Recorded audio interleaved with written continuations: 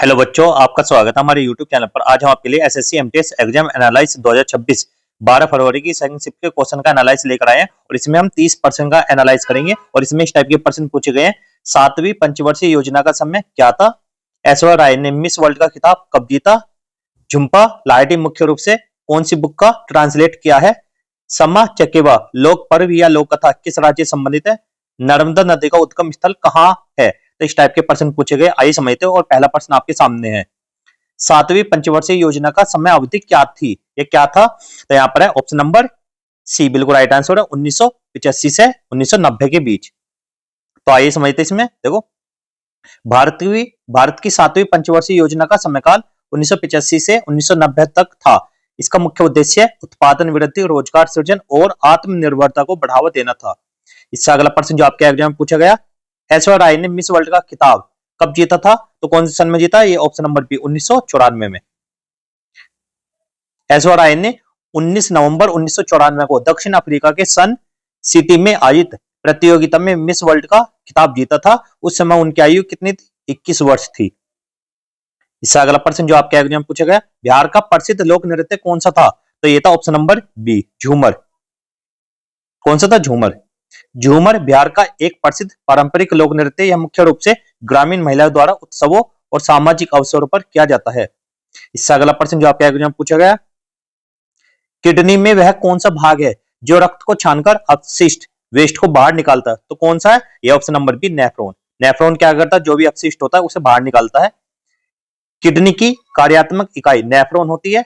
प्रत्येक किडनी में लगभग 10 लाख नेफ्रॉन होते हैं। नेफ्रॉन रक्त को छानकर अपशिष्ट पदार्थ और अतिरिक्त पानी को अलग करता है, जो बाद में मूत्र यूरिन के रूप में शरीर से बाहर निकलता है। नेफ्रॉन के अंदर ग्लोमेरुलस रक्त का प्रारंभिक छनन करता है। इससे अगला प्रश्न जो आपके एग्जाम में पूछा गया, T20 क्रिकेट ओलंपिक खेल 2028 में कहां आयोजित होगा? तो कहां पर होगा? ये होगा option number C Los Angeles में। कहां पर? Los angels.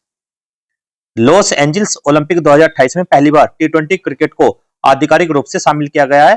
यह 1900 के बाद ओलंपिक में क्रिकेट की वापसी होगी। इससे अगला प्रश्न जो आपके एग्जाम में पूछा गया, झुम्पा लाहिड़ी मुख्य रूप से किस भाषा से अंग्रेजी में अनुवाद के लिए जानी जाती हैं? यह है ऑप्शन नंबर सी इतालवी। कौन सी? इतालवी। अब समझते हैं इसके बारे में। देखो, झुम्पा लाहिड़ी ने मुख्य रूप से इतालवी से अंग्रेजी में अनुवाद किया। उन्होंने डोमेनिको स्टार्नेन के उपन्यास टाइस 2017 और ट्रस्ट 2021 का अनुवाद किया। साथ ही उन्होंने the penguin book of Italian short story 2019 का संपादन व अनुवाद किया और अपनी पुस्तक रोमन स्टोरीज 2023 का भी अनुवाद किया। इससे अगला प्रश्न जो आपके एग्जाम में पूछा गया, 2024 ग्रीष्मकालीन ओलंपिक 33वें ओलंपियाड कहां आयोजित हुए थे? तो कहां पर हुए थे? ये ऑप्शन नंबर सी पेरिस में आयोजित हुए थे। 2024 ग्रीष्मकालीन ओलंपिक, जिन्हें आधिकारिक रूप से 33वें ओलंपियाड कहा गया, 26 जुलाई से 11 अगस्त 2024 तक पेरिस फ्रांस में आयोजित हुए। कुछ प्रतियोगिताएं 24 जुलाई 2024 से ही शुरू हो गई थी। इससे अगला प्रश्न जो आपके एग्जाम में पूछा गया, स्विट्जरलैंड में शीतकालीन ओलंपिक खेल कब आयोजित हुए थे? ये होता है ऑप्शन नंबर है 1928 और 1948 में। स्विट्जरलैंड के सेंट मारितज शहर में शीतकालीन ओलंपिक खेल 1928 और 1948 में आयोजित हुए थे। इससे अगला प्रश्न, नर्मदा नदी का उद्गम स्थल कहां है? ये कहां पर है? Option number A Amarkantak, Madhya Pradesh में। कहां पर? मध्य प्रदेश में। नर्मदा नदी का उद्गम अमरकंटक पठार मध्य प्रदेश से होता है। यह भारत की प्रमुख नदियों में से एक है और पश्चिम की ओर बहने वाली महत्वपूर्ण नदी है, जो अंत में अरब सागर में मिलती है, यह गिरती है।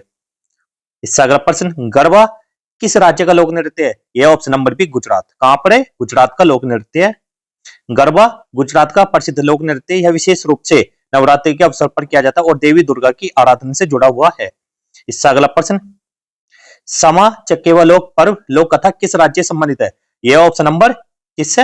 ऑप्शन नंबर बी बिहार से। कहां से? बिहार से।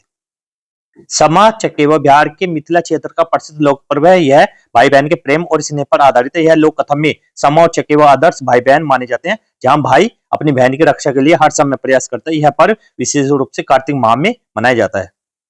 और आज की वीडियो का यहीं पर समाप्त करते हैं। वीडियो अच्छी लगी तो वीडियो को लाइक करना, चैनल को सब्सक्राइब करना। मिलता है अगली वीडियो में। तब तक के लिए गुड बाय, जय हिंद, जय भारत।